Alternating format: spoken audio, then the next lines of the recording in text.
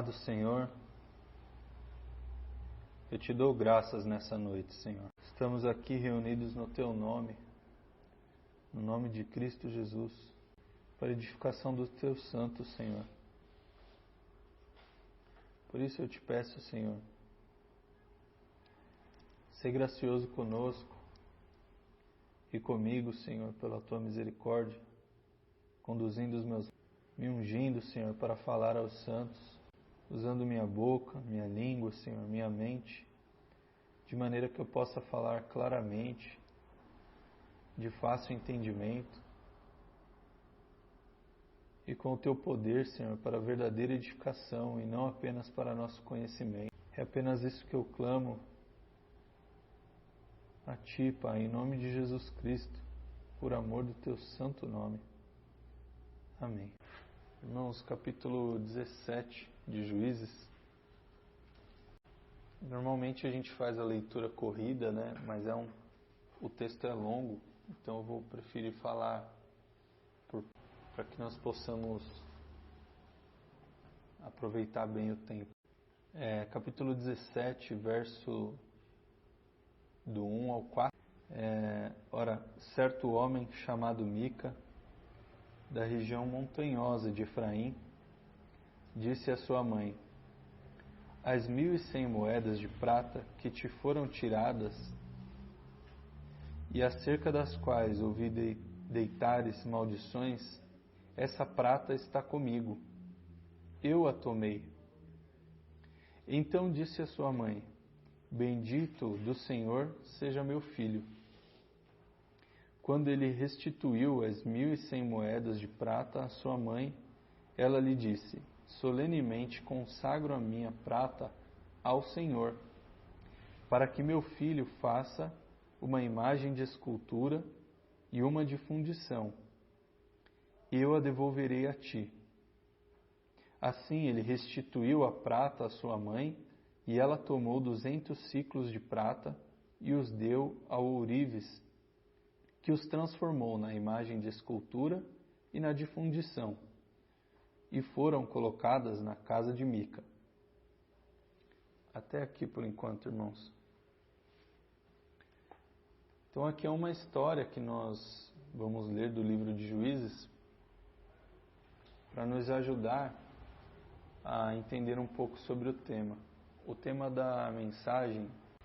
Então, voltando para o texto aqui, né, nós percebemos já uma coisa bem terrível, né? Já inicia o texto, né? Um homem que se chamava Mica, né? Ele diz para a mãe dele que ele roubou a mãe dele. Olha, mãe, eu ouvi dizer que a senhora lançou uma maldição aí para quem roubou a senhora, e fui eu. Eu que roubei a senhora. Essa prata está comigo, né? Fui eu que tomei. Então a mãe dele abençoa ele, em nome do Senhor. Se os irmãos olharem aí no verso 2, vão ver que é Senhor com S maiúsculo. Então eles estão falando de Yahvé mesmo, né? E ela não só o perdoa, né? Mas o abençoa em nome do Senhor, por tê-la roubado, né? Pelo fato. Então é aquela justiça humana, né? Você falou a verdade, então você... Então quando ele restituiu, verso 3, irmãos. Então quando ele restituiu as 1.100 moedas de prata à sua mãe, reparem nesse detalhe, irmãos, 1.100 moedas. Ele devolve para a mãe dele.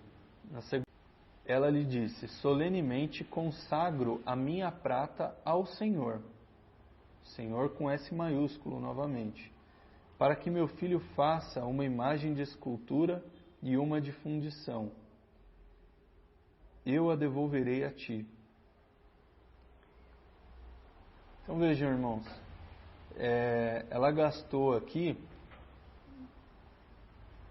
Ela restituiu, né, 1.100 moedas. Então, nós temos aqui um cenário, né? Aí ele devolve os valores para a mãe dele. E ela tinha ali 1.100 moedas.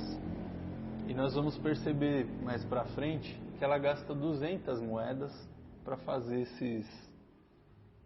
Nós vemos ali que ela gasta 200 moedas depois para fazer esses ídolos, né?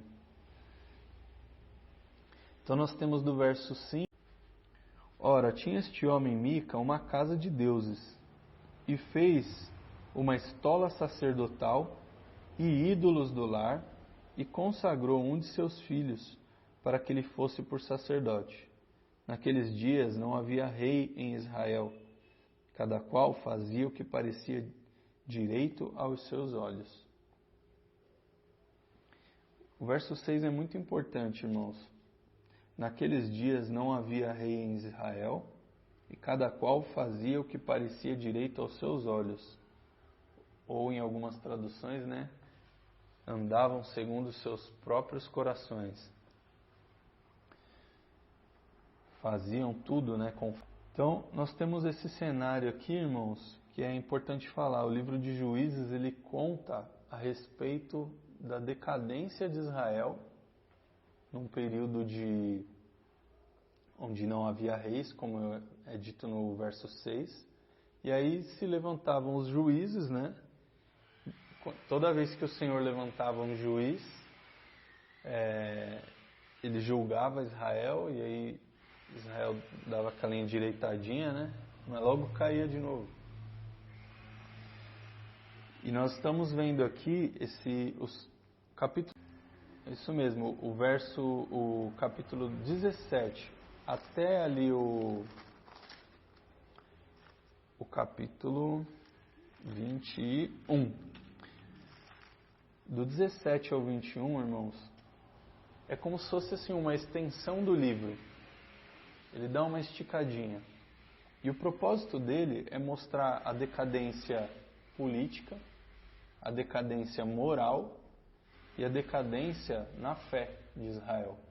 E é o que nós estamos percebendo aqui já no texto. Do verso 7 até o verso 13,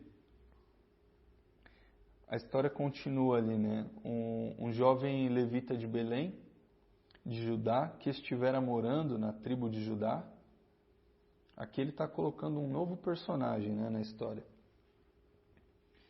Verso 8. Partiu da cidade em busca de outro lugar para habitar, seguindo o seu caminho. Chegou à região montanhosa de Efraim, à casa de Mica. Então Mica lhe perguntou: de onde vens? E ele respondeu: sou levita, de Belém de Judá, e estou procurando um lugar para morar. Então Mica lhe disse: fica comigo, e sê-me por pai e sacerdote, e cada ano te darei 10. Assim, verso 11. Assim o levita concordou em ficar com aquele homem, e ele foi como um de seus filhos. Consagrou Mica, o levita, e o moço lhe serviu de sacerdote, e ficou morando em sua casa.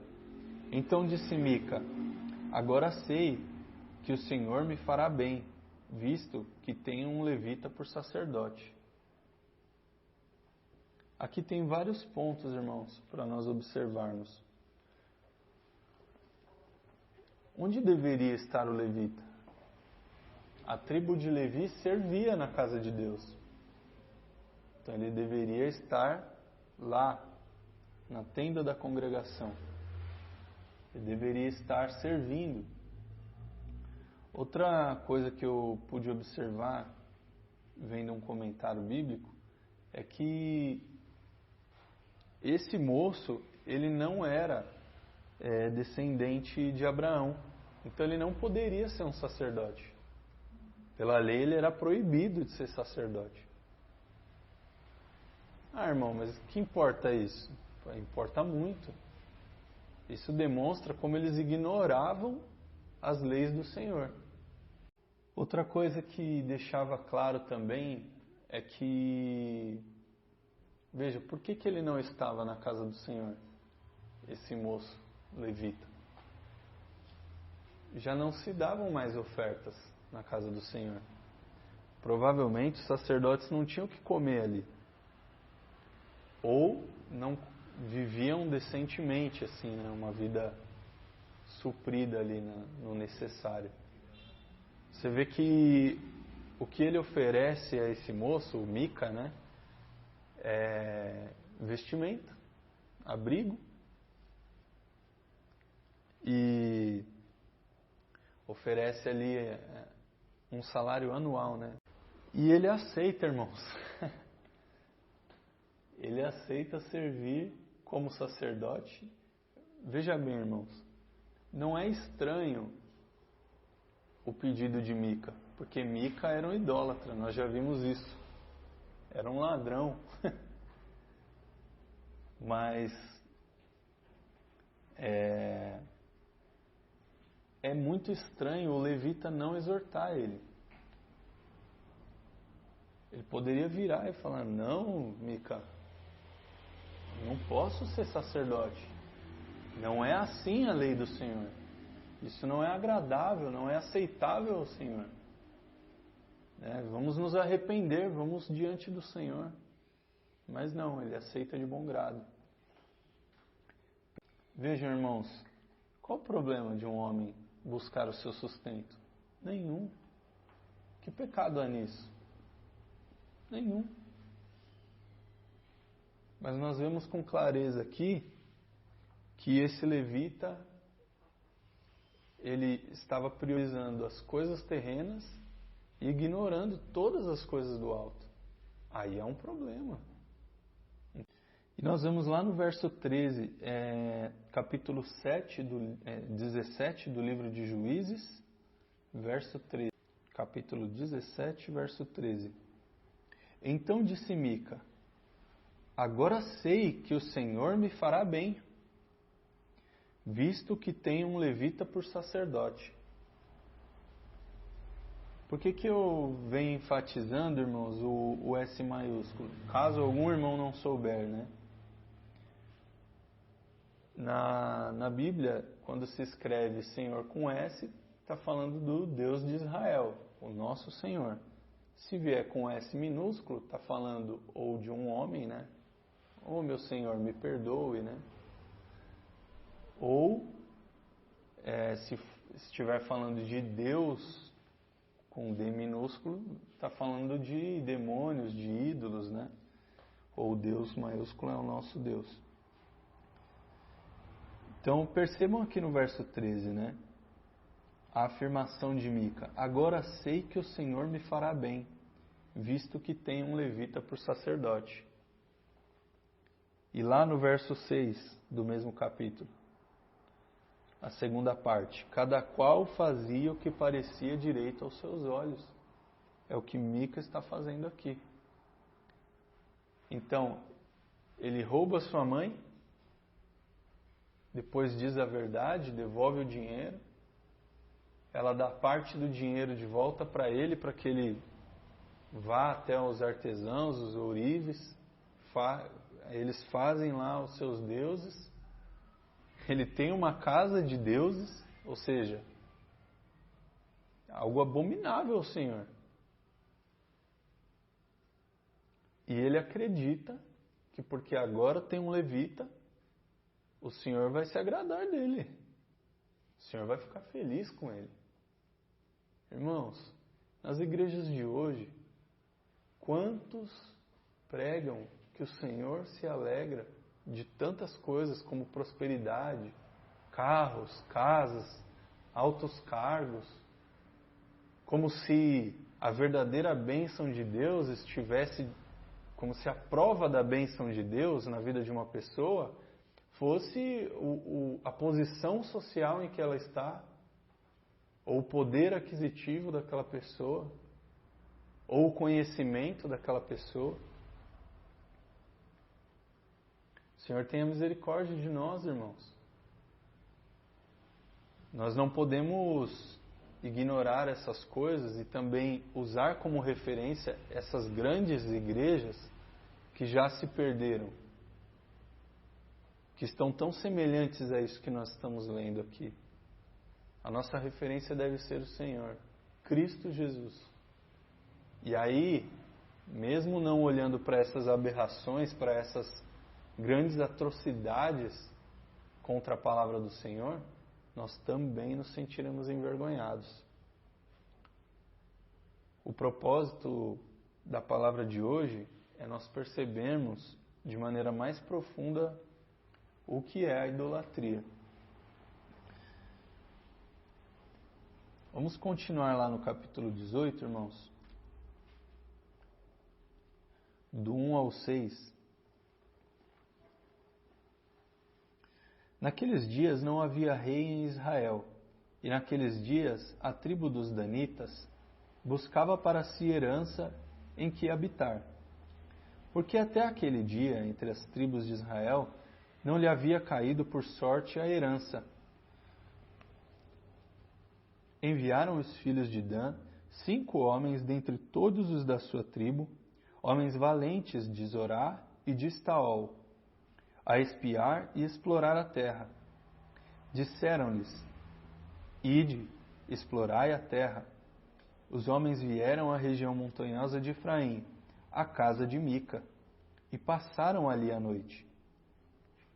Estando eles perto da casa de Mica, reconheceram a voz do moço levita. Assim, dirigindo-se para lá, perguntaram-lhe: Quem te trouxe para aqui? O que fazes aqui? E que é que tens aqui? Vamos parar só um pouco aqui, irmãos. A gente pode pensar, né? Esse levita vai tomar uma bronca, mano. O que você está fazendo aqui com esses ídolos? O que é que você tem aqui? O que é que você está fazendo com esse povo?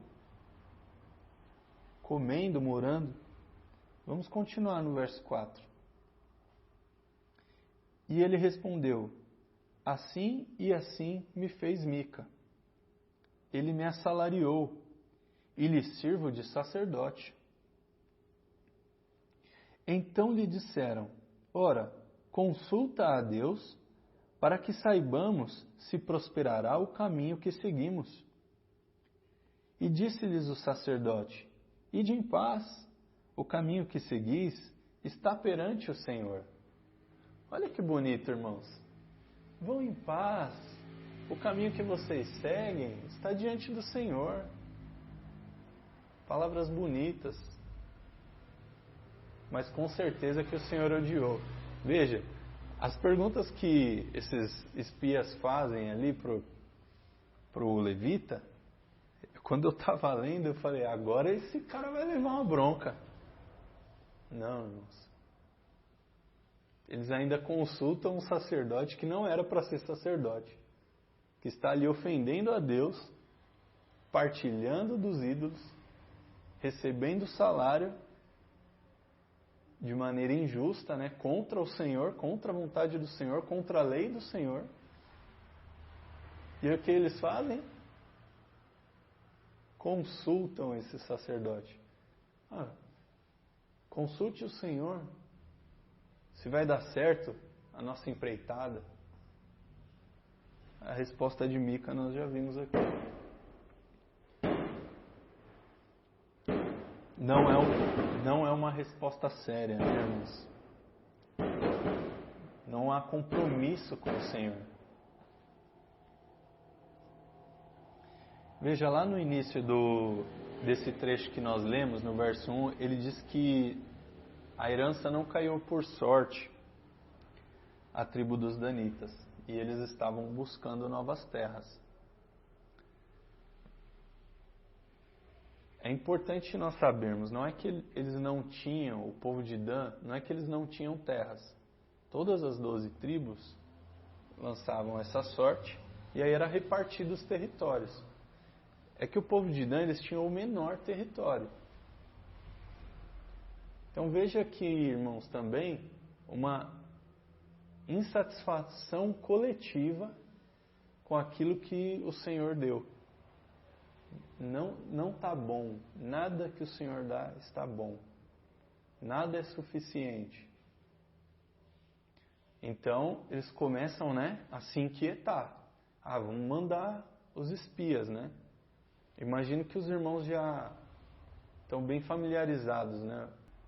E nós percebemos esse detalhe, né? Então, uma insatisfação no coração, né, daquele povo. Então, vamos continuar ali no verso 7, irmãos. Do verso 7 até o 13. Então foram-se aqueles 5 homens e chegaram a Laís, e viram que o povo que havia nela estava seguro, conforme o costume dos sidônios, em paz e confiado. Não só havia naquela terra falta de coisa alguma, era um povo rico, e estando longe dos sidônios, não tinha relação com ninguém. Quando voltaram a Zorá e a Estaol, seus irmãos lhes perguntaram: que dizeis vós? Responderam: levantai-vos e subamos contra eles. Examinamos a terra e vimos que é muito boa. E vós estáis aqui tranquilos? Não sejais preguiçosos em sair para ocupardes a terra. Quando lá chegardes, acharei um povo confiado e uma terra muito espaçosa que Deus vos entregou nas mãos. Uma terra em que não há falta de coisa alguma. Então 600 homens da tribo dos danitas, armados para a guerra, partiram de Zorá e Estaol, subiram e acamparam-se perto de Kiriat Jearim, em Judá, pelo que o lugar ao ocidente de Kiriat Jearim é chamado Maané Dan, até o dia de hoje. Irmãos, a cidade era muito próspera. Vocês perceberam o detalhe? Não só não faltava nada, como era uma cidade muito rica. Então, não só a insatisfação, mas a ganância, né? Quando eles viram aquela terra, e reparem que eles falam assim: o que vocês estão fazendo aqui ainda, seus preguiçosos? Vamos trabalhar? Vamos lá tomar essa terra? O que vocês estão fazendo aqui? O Senhor nos entregou nas nossas mãos. Vamos lá tomar isso. Como se fosse um trabalho lícito, né, irmãos? Veja, irmãos, tamanha impiedade. Vamos lá matar as pessoas, tomar o que é delas, o que elas trabalharam para ter, e falando isso com uma naturalidade como se fosse um serviço a ser realizado. Não sejam preguiçosos. Vamos lá, meus irmãos. Vamos lá tomar o que é de outro. Olha a impiedade desse povo, irmãos. Então nós vemos. Notem também, irmãos, que eles falam: o Senhor deu em suas mãos. Eles pensavam estar servindo a Deus, irmãos. Olha que loucura. Pensavam estar servindo a Deus. Vamos continuar ali do verso 14 até o 26.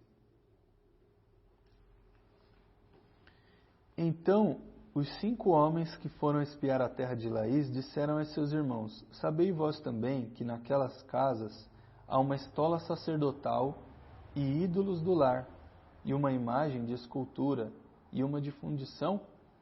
Agora sabeis que é a vez de fazer. Vamos parar só no verso 14 primeiro. Irmãos, aqui foi outro momento que eu falei: alguém vai dar uma bronca em alguém aqui. Não, irmãos. Porque eles falam: naquela casa lá tem os ídolos. Vocês já sabem o que fazer. Eu falei: agora alguém vai quebrar as estátuas, vai quebrar tudo, vai botar os caras para fora. Não, irmãos. Verso 15. Então foram para lá e chegaram à casa do moço levita, a casa de Mica, e o saudaram. Lembra, irmãos, que lá atrás eles passaram já pela casa de Mica, reconheceram a voz do levita, então eles pousaram lá, eles já sabiam toda a rotina da casa. Verso 16. Os 600 homens, que eram dos filhos de Dan, armados para a guerra, ficaram à entrada da porta. Os 5 homens que foram espiar a terra subiram, entraram e tomaram a imagem de escultura, a estola sacerdotal, os ídolos do lar e a imagem de fundição, ficando o sacerdote em pé à entrada da porta, com os 600 homens que estavam armados para a guerra. Ele ficou com cara de tacho, né, irmãos? Ficou parado lá, ó, na entrada da porta. Roubaram tudo, inclusive os ídolos, e levaram adiante. Verso 18. Entrando eles na casa de Mica e tomando a imagem de escultura...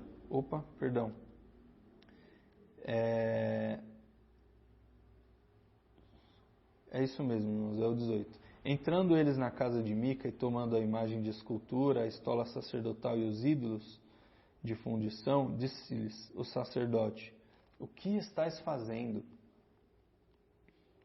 Veja que ele fica indignado aqui, né? O que vocês estão fazendo? Vocês pousaram aqui e agora vieram roubar os ídolos. Olha a resposta desses homens maus. Responderam-lhe: cala-te, não digas uma palavra. Vem conosco e ser-nos por pai e sacerdote.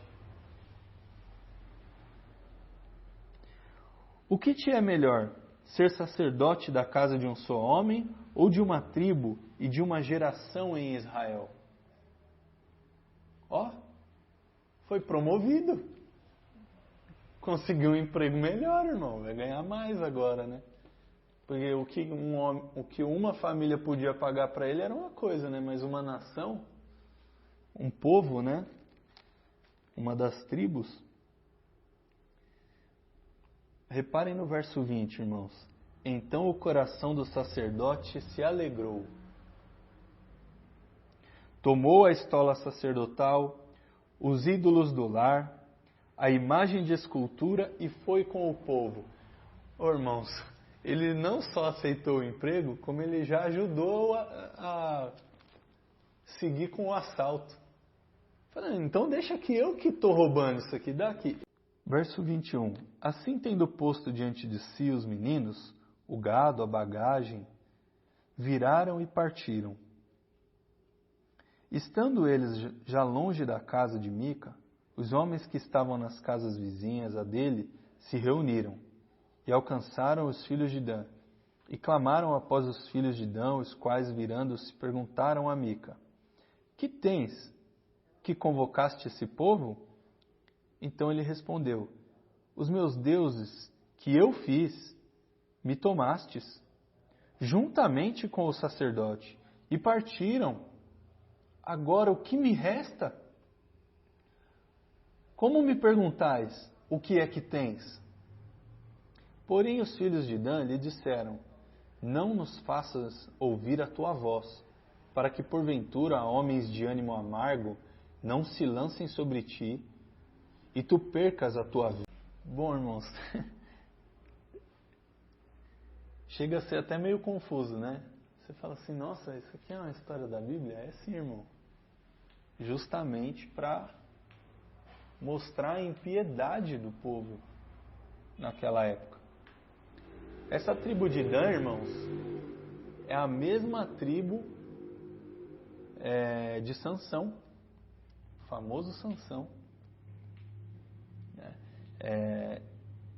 Na mesma época que isso aqui aconteceu, provavelmente, Sansão não saiu para procurar uma outra terra, ele estava lá. Então acontece mais ou menos no mesmo tempo essas duas coisas. É mais uma curiosidade. Mas a gente vê a grande maioria um pouco confuso, né? Inquieto, insatisfeito, raivoso. Você vê, o que nós lemos aqui agora? Mica acaba de ser roubado. Os vizinhos saem. Rapaz, que confusão é essa? O que está acontecendo? Fala, não, rapaz, aqui, ó, me roubaram, levaram os ídolos todos, levaram o sacerdote. Aí os camaradas vão atrás dele. Veja, irmãos, que tolice. Ou eles estavam mal armados, ou desarmados, porque a gente vê que é uma cidade tranquila, é um pessoal próspero, mas que não era muito de briga, né? E aí eles vão atrás dos ladrões, que estão em maior número.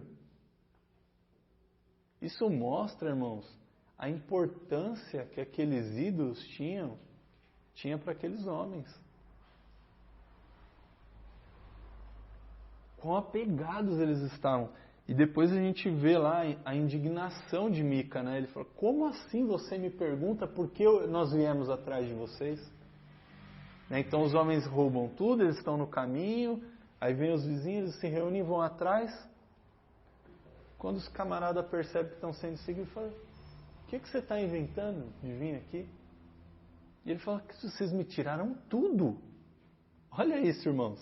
Eles tinham prosperidade, eles tinham tudo que eles necessitavam, mas ele diz que quando levaram dele os ídolos dele, tiraram tudo dele. Vocês me tiraram os ídolos e o sacerdote, eu não tenho mais nada. Reparem, irmãos,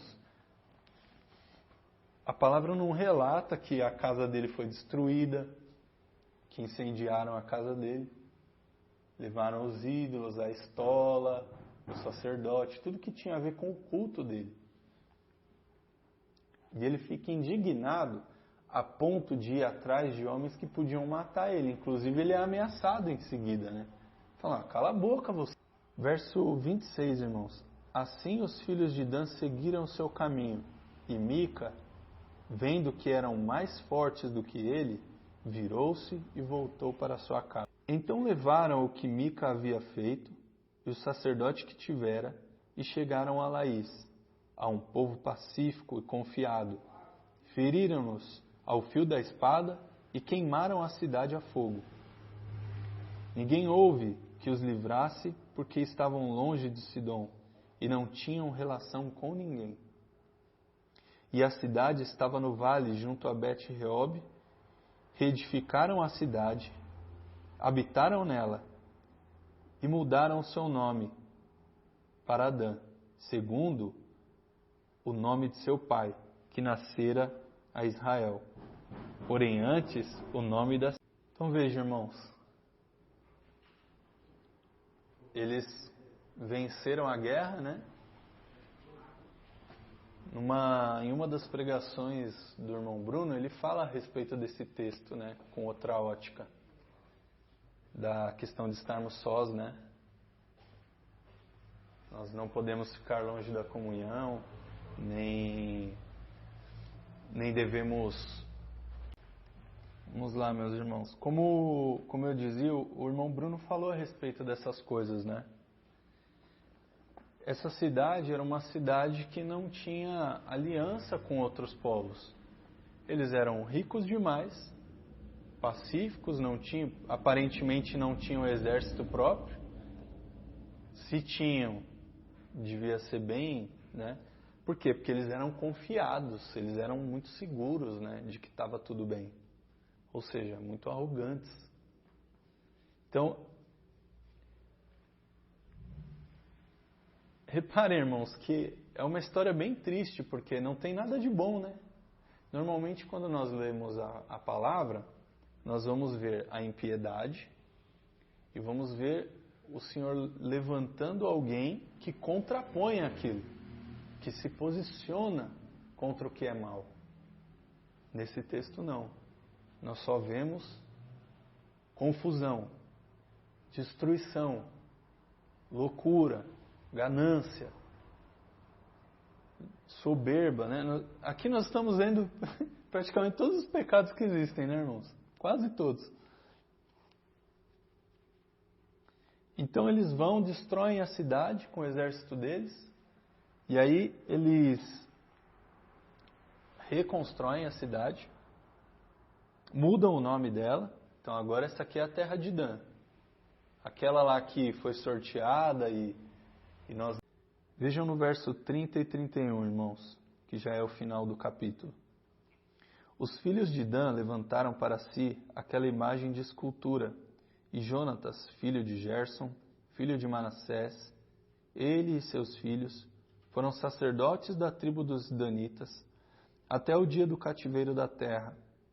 Assim continuaram a usar a imagem de escultura que Mica fizera todos os dias que a casa de Deus... Até aqui, irmãos. Veja, irmãos, o coração do sacerdote se alegra em ser sacerdote de outros deuses, de adorar um pedaço de madeira que foi revestido com prata, né, uma escultura ali, feito pelas mãos de um homem. Se os irmãos abrirem comigo no livro de Isaías, capítulo 44, tem 2 versos que eu quero ler desse livro. Isaías 44, verso 9. Todos os artífices de imagens de escultura são vaidade, e as suas coisas mais desejáveis são de nenhum préstimo. E as suas próprias testemunhas nada veem, nem entendem. No verso 14, cortou para si cedros, está falando de um homem qualquer. Ou tomou um cipreste ou um carvalho e o deixou crescer entre as árvores do bosque, ou plantou um pinheiro e a chuva o fez crescer. Tal árvore serve para o homem queimar. Com a parte da madeira ele se esquenta e faz o cozido e o pão, e também faz um Deus, e se prostra diante dele. Fabrica uma imagem de escultura e se ajoelha diante dela. Vejam, irmãos, Paulo fala disso quando ele está falando dos alimentos, né, para não comer de alimentos oferecidos a outros deuses.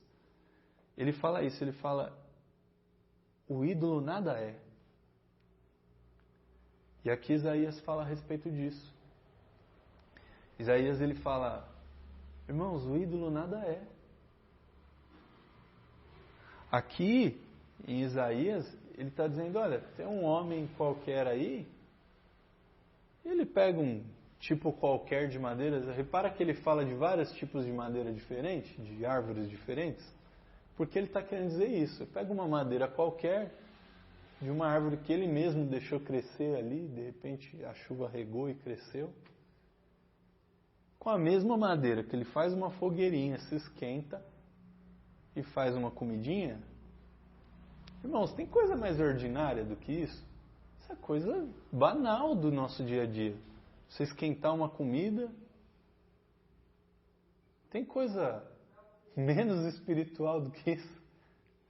Sem importância. E a mesma matéria-prima que serve para queimar e fazer a comidinha, tomar essas ações. E nós temos lá em Romanos, irmãos, no último capítulo, capítulo 16, é só o verso 18. Pois os tais não servem a Cristo nosso Senhor, mas o seu ventre, e com as suas palavras e elogios enganam os corações dos incautos. Vou ler mais uma vez, irmãos. Pois os tais não servem a Cristo nosso Senhor, mas a seu próprio ventre.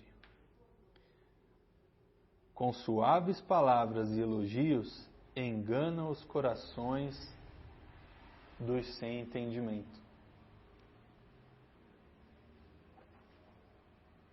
Vem, irmãos, eu vou chegar onde talvez possa estar um pouco confuso, mas eu vou começar a ligar as coisas agora.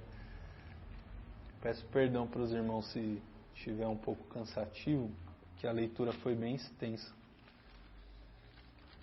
Acredito que não é necessário abrir, mas em Gênesis, bem lá no início, nós temos o diálogo da cobra com Eva.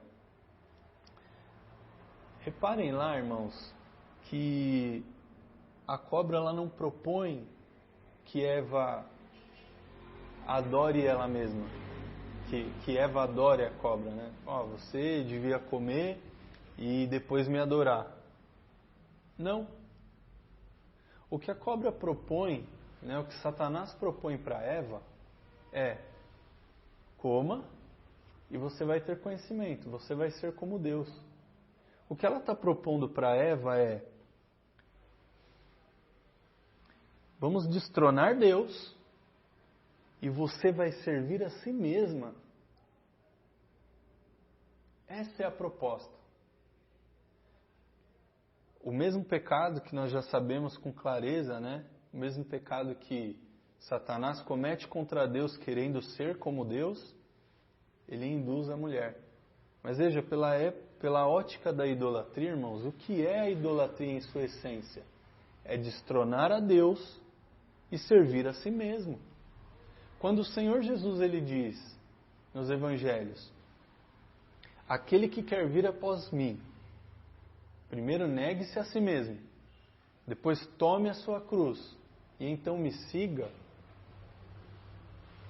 Ele está dizendo isso. Essa é a solução. Primeiro se negue, depois tome a sua cruz e aí vem comigo.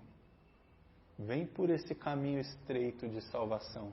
Vem por esse caminho mais difícil, mas que é muito melhor.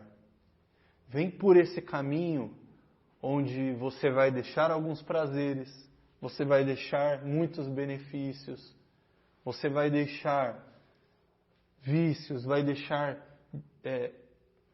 o ódio, vai deixar o orgulho, vai deixar muitas coisas que são muito preciosas para você.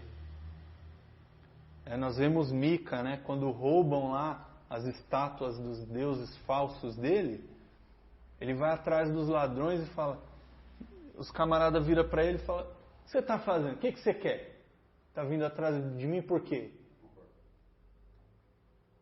Aí Mica vira e fala: eu vim atrás de vocês porque vocês me levaram tudo. Irmãos, a gente viu, eles não levaram nada demais.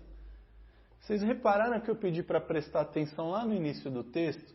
A mãe deles tinha 1.100 moedas ou 1.200 moedas, uma coisa assim. Ela usa só 200 para fazer os deuses. Então, ele rouba a mãe dele, as 1.200 peças lá de prata. Aí ele confessa que roubou, para ela tirar a maldição, porque ela não sabia que era o filho que tinha roubado. Ela tira a maldição. Olha que Deus importante para ela. Ela recuperou o dinheiro todo, mas ela gastou só 200. Ela está servindo a um Deus? Não, irmãos. Ela estava servindo a ela mesma. Por que dos ídolos? Porque o homem quer um Deus que ele possa controlar. Esse não é o nosso Deus, irmãos. O nosso Deus criou os céus, criou a terra, o que tem fora da terra, criou todas as coisas que já existiam antes da terra existir. Esse não é um Deus que pode ser controlado pelos homens. Como nós ouvimos alguns pastores: determina! Profetiza, exija de Deus. Irmãos, Deus tenha misericórdia desses homens. Como alguém pode exigir de um Deus que diz que a terra é o estrado dos pés dele? É o piso. O planeta inteiro aí que vocês conhecem como existência é só o piso onde ficam os meus pés. Tudo isso é nada para mim. Mas não, irmãos. Nós queremos ídolos, nós queremos deuses que nós possamos controlar. E aí é onde eu queria chegar, né? Nós falamos também do sacerdote que foi até Mica e aceitou um emprego mesmo não podendo... O sacerdote não, né? O levita. O levita que não poderia ser um sacerdote aceita emprego como sacerdote por dinheiro. E nós estávamos falando a respeito do trabalhar. Então é ilícito um homem ganhar a vida com o trabalho dele? Não. Mas é ilícito se para isso ele ofende a Deus.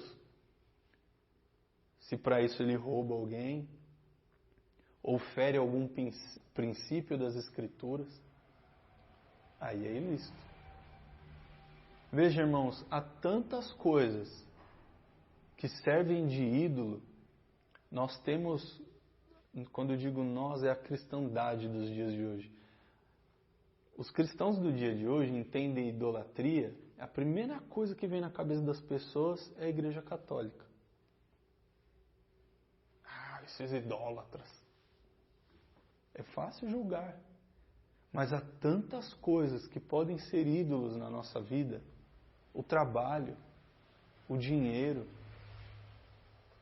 Às vezes, o marido, a esposa.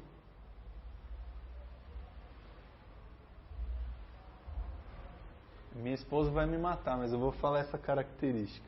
Às vezes a minha esposa fala assim, amor, cuidado. Muito perigoso. Aí eu falo, amor, se um dia eu morrer, é porque o Senhor me chamou. Não fica triste, não. Qualquer coisa, irmãos, pode ser um ídolo na nossa vida. Até mesmo a coisa mais linda que é o casamento. Que na verdade representa a pessoa do Senhor, né? Cristo e a igreja. O noivo e a noiva. O marido e a mulher. Esse é o princípio. Né? O casamento é figura da pessoa do Senhor e da igreja. Então, irmãos, vejam, qualquer coisa pode ser um ídolo em nossas vidas. Um hobby, um lazer, uma academia. Academia não é isso, irmão, um celular. Qualquer coisa pode ser um ídolo. O dia inteiro lá no celular, na internet. Então vejam, irmãos, Cristo ele diz isso. Aquele que quer vir após mim, negue-se a si mesmo, tome a sua cruz e me siga. Outra coisa que o Senhor diz nos evangelhos. Aquele que deixar pai, que deixar mãe, filhos, nesta vida, por amor de mim, não é deixar porque é sem vergonha, negligente, porque perdeu a paciência ou porque não tem responsabilidade. É deixar por amor de mim. Lembrando que naqueles tempos ele já estava prevendo ali, muito em breve, a perseguição da igreja.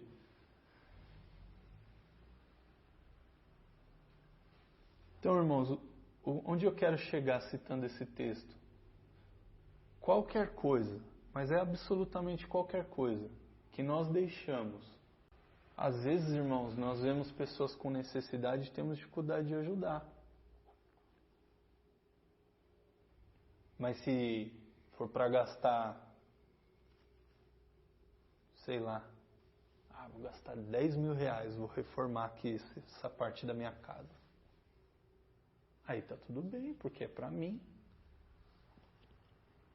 Nós lemos em Romanos lá, que serve o... Irmãos, essa mensagem sobre a idolatria é para que nós percebamos que muitas coisas podem ser um Deus e que Deus odeia isso. Eu peço perdão aos irmãos se eu estou sendo duro demais na mensagem, mas a minha esperança é de que o Senhor deixe muito claro para cada um de nós quais são os nossos ídolos. Onde está o nosso coração? É fácil saber. Em várias pregações do irmão Murilo nós ouvimos isso. Como eu sei onde está o meu coração? Onde é que está o meu tempo? Onde eu gasto tempo? Onde é que está indo o meu dinheiro? Onde eu gasto dinheiro demais? Com certeza, irmão. Se eu gasto dinheiro demais naquilo e eu não preciso, meu coração está ali. Meu coração está ali. Eu gasto dinheiro demais com lazer, com coisas legais para passar o tempo, para distrair. Então meu coração está ali. E a palavra diz em vários textos, não andeis distraídos. É impressionante, irmãos, o nível da maldade dos nossos corações. Nós podemos fazer de absolutamente qualquer um ou qualquer coisa um ídolo. Alguns irmãos têm filhos. Quem já viu aquele pôster pendurado no quarto? Não tem problema não, irmão. Pode ser de um cantor evangélico. Será que aquilo não está se tornando um ídolo no coração do seu filho? Ah, mas é um irmão lá. Irmãos, olha a impiedade e olha o resultado da idolatria.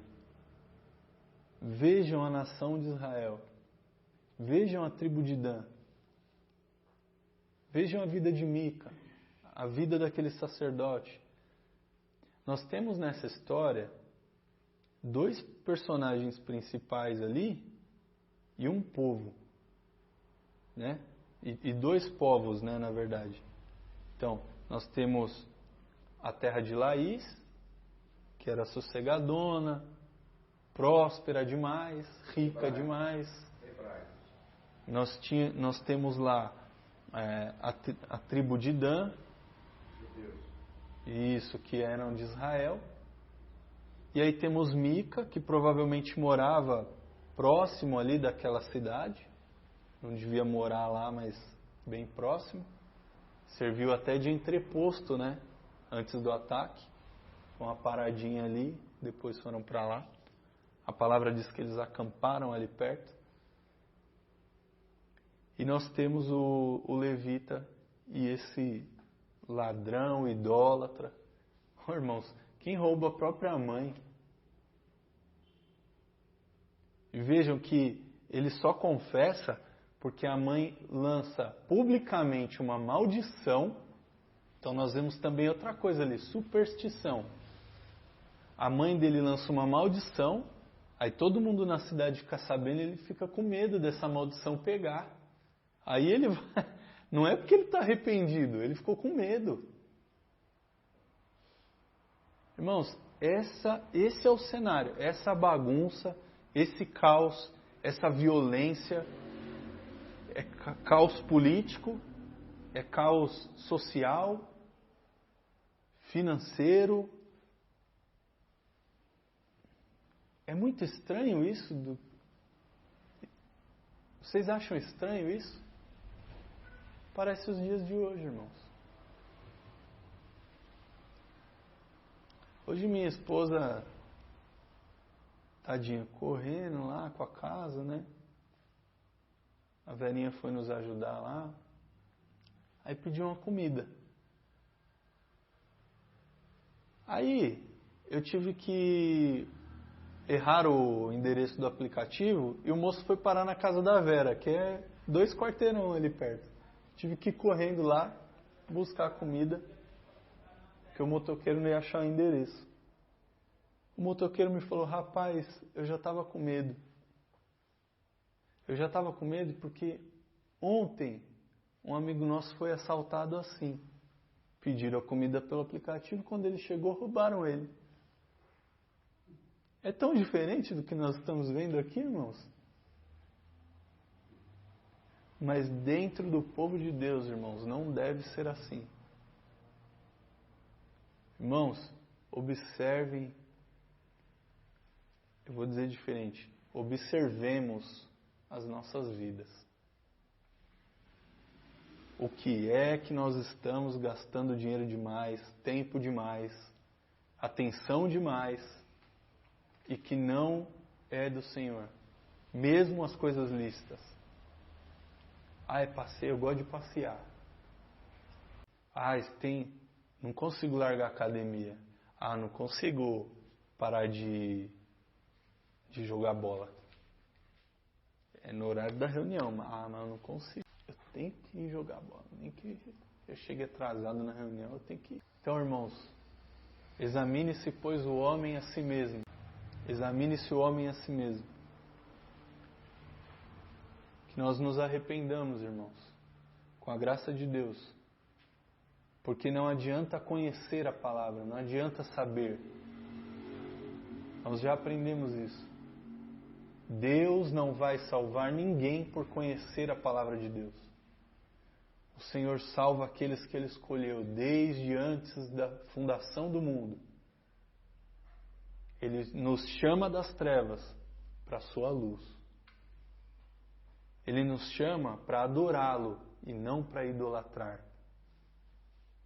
Veja, irmãos, até mesmo o culto pode se tornar uma idolatria. O culto ao Deus verdadeiro. Nós vimos por várias vezes nesse texto os homens dizendo: agora Deus vai se alegrar de mim, agora Deus vai me abençoar. E cometendo todo tipo de... Irmãos, eu já me estendi bastante e pode ser que eu tenha que fazer uma segunda mensagem para concluir esse assunto.